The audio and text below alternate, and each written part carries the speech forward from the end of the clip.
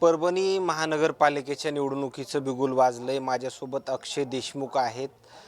खरं तर युती होणार का ही चर्चा जी आहे आपण त्यांच्यासोबत करणार आहोत. अक्षय भैया, खरं तर महाराष्ट्रामध्ये युतीचं सरकार आहे, मात्र या महानगरपालिकेच्या निवडणुकीमध्ये युती वगैरे होणार आहे का, अशी एकंदरीत चर्चा वगैरे सुरू आहे. नाही, असं कुठल्याही प्रकारची चर्चा नाही आहे. आम्ही त्या दिवशी स्पष्ट सांगितलं की कुठल्याही प्रकारची युती करणार नाहीत. आम्ही राष्ट्रवादी काँग्रेस पार्टी ही स्वतंत्र 65 जागावर निवडणूक लढवणार आहे. आतापर्यंत तुमचे किती उमेदवार निश्चित झालेत? आतापर्यंत आमचे जवळपास 35 ते 40 उमेदवार निश्चित झालेले आहेत आणि उरलेले जे आहेत ते सर्वांनी मिळून आम्ही कुठं कमी जास्त कोणाला 2 पाऊल माघार घ्यायची, कोणाला 2 पाऊल पुढं घ्यायची आणि शेवटी राजकारण करत असताना एखादा पाऊल माघार पण घ्यावं लागत असते. अशा अंडरस्टँडिंगने आम्ही उरलेल्या जागा निश्चित फायनल करू. उरलेले जे जागा आहेत त्याच्यामध्ये किती इच्छुकांची संख्या आहे, अशी आकडेवारी वगैरे काही समोर आली? इच्छुकांची संख्या भरपूर आहेत. प्रत्येक प्रभागात राष्ट्रवादी काँग्रेस पार्टीच्या वतीनं भरपूर इच्छुक आहेत. परंतु आम्ही जे आत्तापर्यंत उमेदवार निश्चित करायला लागलो हे सर्वांच्या सहमतीनं, म्हणजे मी एकटा असेल, राजेशदादा असतील, सर्व नेते परभणी जिल्ह्यातले सर्वांच्या विचारानं आम्ही अशी उमेदवार निश्चित करायला लागलो. खरं तर आम्ही इथल्या स्थानिक मतदारांशी संवाद साधला. धुळीचं प्रमाण मोठ्या प्रमाणामध्ये परभणीमध्ये आहे, खड्डे मोठ्या प्रमाणामध्ये आहेत, विकास कामं झालेले नाही आहेत. मात्र का विकास का थांबलाय परभणीचा? साहेब, आत्तापर्यंतच्या सत्ताधारी राजकारणाने केवळ भ्रष्टाचाराचं राजकारण केलं. तुम्ही हे जे कामं पाहायला लागलेत, आज जे 80 कोटी रुपये आदरणीय अशोक चव्हाण साहेब सार्वजनिक बांधकाम मंत्री महाविकास आघाडीच्या सरकारमध्ये होते, त्यांनी आपल्या शहराला 80 कोटी रुपयाचा निधी दिला होता. परंतु ह्या सत्ताधारी काँग्रेसवाल्यांनी, त्यावेळेस आम्ही सत्तेमध्ये होतो, काँग्रेसवाल्यासोबत आम्ही राजकारण पाहिले साहेब. त्यांचं विकासाचं राजकारण नाही, फक्त टक्केवारीचं राजकारण आहे. कारण यांना इथून परभणी महानगरपालिकेमधून पैसे कमवायचेत आणि एखाद्या विधानसभेत लढवायला त्यांना न्यायचेत. म्हणून यांनी इथल्या शहराच्या विकासावर कधी भरच दिली नाही, म्हणून हे कामं रखडले. पण जेव्हा दादा परभणी महानगरपालिकेत आले आणि विकासाचं राजकारण सुरू झालं, दादांनी संबंधित ठेकेदाराला, अधिकाऱ्यांना बोलून घेतलं आणि हे कामं सुरू करायला लावले. आता हे फुकट श्रेय घेण्याचं काम आहे यांच्याच्यानी 5 वर्षात काहीच झालं नाही. परंतु अजितदादाच्या नेतृत्वात शहराला 408 कोटी रुपयाची भूमिगत गटार योजना मिळाली. परभणीकरांना पाणी पुरवठ्यासाठी 151 कोटी रुपयाची योजना मिळाली. जी गटार योजनेची तुम्ही जी माहिती देतात, हे कामांना वगैरे गती आली किंवा हे कामं सुरू झालेत? निश्चितच ह्या कामाची निविदा प्रक्रिया प्रसिद्ध झालेली आहे. आपण ऑनलाईन पाहू शकता. आचारसंहिता लागायच्या अगोदर दोन्हीही टेंडर ऑनलाईन लागलेले आहेत. मग ही दादाची काम करण्याची पद्धत आहे आणि दादाच्या नेतृत्वाखाली जेव्हा परभणी महानगरपालिका येईल तर निश्चित परभणीकरांना दररोज पाणी, विकास, रस्ते, खड्डे, नाल्यापासून आम्ही मुक्त होणार आहेत. आमचं व्हिजन आहे खड्डे आणि धूळमुक्त परभणीचा वादा. आमचं हे व्हिजनच आहे. खरं तर भाजप आणि एकनाथ शिंदेची शिवसेना हे युती करून लढू शकतात असे संकेत मिळत आहेत. मात्र तुम्ही काही संघटनांना किंवा इतर पक्षांना तुमच्या सोबत घेणार आहेत अशी काही? साहेब, आम्ही तर स्वतंत्र लढणार आहोत हे निश्चित आहे. परंतु जर कोणी, मी काय म्हणतो की जर कोणी आमच्यासोबत यायला तयार असन, पाठिंबा द्यायला तयार असन, तर त्यांना आम्ही निश्चित विचारात घेऊ. पण जर दुसरे कोणते पक्ष तुम्ही म्हणत असाल महायुतीतले, तर आम्ही त्यांच्यासोबत लढणार नाही. कारण आमच्याजवळ ऑलरेडी उमेदवार आहेत ना. ज्यांना उमेदवार मिळत नाहीत म्हणून ते युती करायलेत. पण आमचे कार्यकर्ते नाराज करून आम्ही निवडणूक नाही लढू शकणार ना साहेब. खरं तर धुळीचा प्रश्न असेल, खड्ड्याचे जे कचरा जे आहे तर त्याचं व्यवस्थापन व्यवस्थिशीर नाही आहे. मोठ्या प्रमाणामध्ये कचरा जे आहे ते जिथं पाहताल तिथं कचरा मोठ्या प्रमाणामध्ये आहे, असं मतदारांच्या प्रतिक्रियाच्या माध्यमातून समजते. मात्र हे प्रशासन का काम करत नाही? खरं तर प्रशासक आत्तापर्यंत जे आहे ते पूर्ण प्रशासन कारभार पाहत आहे, मात्र या नागरिकांना अडचणींना का सामोरं जावं लागतं प्रशासन असताना सुद्धा? साहेब, प्रशासक असताना अडचणीला सामोरं याच्यामुळे जावं लागतं की कोणाची यंत्रणा नाही राहिली. जसं की आयुक्ताची काम करण्याची पद्धत तुम्ही पहा साहेब. आयुक्ताची काम करण्याची पद्धत कशी लागत असते की ज्यावेळेस रेखावर साहेब IAS अधिकारी होते, त्यांची काम करण्याची तुम्ही पद्धत पहा. त्यांचं नियोजन होतं की जे अधिकारी असतात, प्रशासक आणि बॉडी असताना सुद्धा ज्यांनी आयुक्तांनी काम केलं की स्वतः व्हिजिट करत होते, शहरामध्ये फिरायला पाहिजे. त्याच्यासाठी नेत्याची वचक लागते. पण आपल्याकडे तसं सक्षम नेता कोणी नाही ना की अधिकाऱ्यावर वचक ठेवू शकणारा, आणि बॉडी नाही, म्हणून साहजिक आहे ते हेच करणार. खरं तर आत्तापर्यंत जे काही तुम्ही चांगले मोठी कामं केले तुमच्या माध्यमातून, त्या कामांना तुम्ही प्रयत्न केला, प्रशासनाच्या ते एक निदर्शनास आणून दिले, असे काही कामं आहेत का जेणेकरून या निवडणुकीमध्ये त्या कामांचा फायदा होऊ शकतो? असे काही तुम्हाला काही कामं सांगता येते? साहेब, निश्चित सांगता येणार. आम्ही ज्यावेळेस अजितदादाच्या नेतृत्वात प्रवेश केला, तुम्ही जे म्हणायला लागले की शहरात सगळ्यात मोठा कचऱ्याचा प्रश्न आहे, परंतु हे कचऱ्याचा प्रश्न कसा मिटणार आहे? शेवटी महानगरपालिकेत काम करताना निधीच्या स्वरूपात जर ताकद मिळाली तर हे कामं होणार आहेत. शेवटी कचरा उचलायच्या एजन्सीला पैसे द्यावं लागणार, तेव्हा ती काम करणार.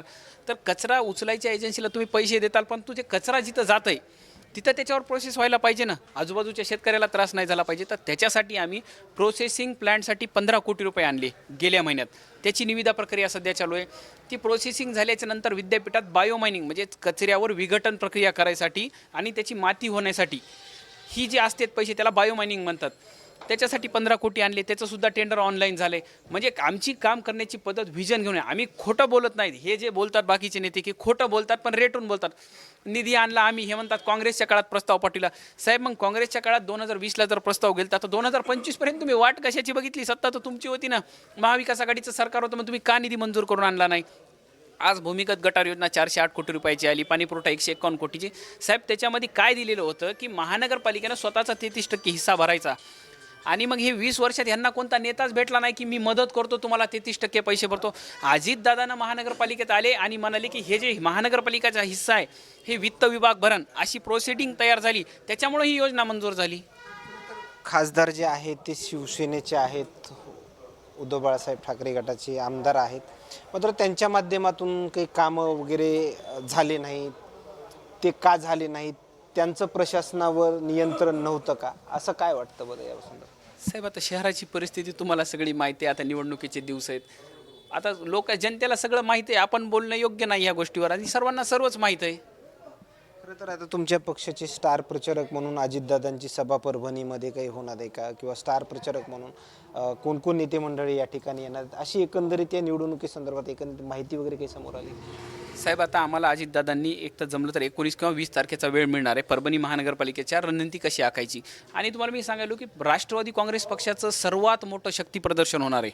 उमेदवारी अर्ज भरायच्या शेवटच्या दिवशी किंवा 1-2 दिवस अगोदर शनिवार बाजार ते कलेक्टर ऑफिस परभणी शहरातलं सगळ्यात मोठं शक्ती प्रदर्शन हे राष्ट्रवादी काँग्रेस पार्टीचं असेल. आणि सर्व उमेदवार मिळून आम्ही एकाच दिवशी उमेदवारी अर्ज भरणार आहेत. अशी आम्ही दादाला विनंती करणार. निश्चित दादा पण येतील. खरं तर तुमच्या कार्यालयामध्ये तरुणाई मोठ्या प्रमाणामध्ये आहे. प्रभागनिहाय याद्या ज्या आहेत ते पूर्ण चाचपणी करतायत. मात्र ही महानगरपालिकेच्या निवडणुका जाहीर होण्याच्या अगोदरपासूनच ही निवडणुकीची तुमची तयारी होते? साहेब निश्चितच आपल्याला जर एखादं विजन घेऊन चालायचं तर त्याची पूर्वतयारी करावं लागेल ना. आपण नेते मंडळी काय करायला लागलो की हे जे लोक सत्तेच्या बाहेर जायचं कारण आहे, ह्यांना लोकाला फेस करायला मुद्देच नाहीत ना. साहेब आम्हाला निवडणुकीच्या अगोदरपासून आम्ही तयारीला लागलो तरी वेळ कमी पडायला. आणि तुम्ही बघा ना बाकीचे आमच्या ज्या ज्या ठिकाणी सभा व्हायला लागल्यात अजून पण बाकीचा असा कोणता पक्ष आहे की ज्यांनी एका गल्लीत मिटिंग घेतली? कोणाला मिटिंग घ्यायला माणसंच जमा होण्यात. साहेब जनतेचा कौल तरुण चेहऱ्याकडे. आतापर्यंत किती मिटिंगा झाल्या तुमच्या? जवळपास प्रभाग क्रमांक 4मध्ये एक 22 ते 23 मीटिंग झालेली आहे. आता त्याचे सर्व व्हिडिओ व्हॉट्सअप फेसबुक सोशल मीडियावर आलेले आहेत. त्याच्यामुळं प्रभाग क्रमांक 4मधून सर्व नेते विरुद्ध अक्षय देशमुख अशी लढत आहे. पण तुम्हाला मी निश्चित आज पण सांगायलो की येणाऱ्या काळात वार्ड क्रमांक 4मधून 4ला 4 घड्याळ निवडून येणार, हे माझा तुम्हाला शब्द आहे. खरं तर तुमचा पराभव करण्यासाठी दिग्गजांची ताकद जी आहे ती या ठिकाणी पणाला लागली. कारण की असं भाजपचेच काही कार्यकर्ते जे आहेत ते म्हणतायत, मात्र असं काही घडतंय असं वाटतंय? नाही साहेब निश्चित घडत असते. पण एक सृष्टीचा नियम आहे. लक्षात ठेवा तुम्ही की कंसाचा वध करायलाच श्रीकृष्ण जन्माला आला होता. हे तुम्ही लक्षात ठेवा. मी याच्यावर एवढंच सांगतो. परभणीकरांना आज काही आव्हान वगैरे करणार आहात? परभणीकरांना मी निश्चित आव्हान करणार की तुम्ही तरुणांच्या मागे उभं टाका. आत्तापर्यंत तुम्ही सत्ता लोकांनी पाहिली, 25 वर्ष राजकारण केलं.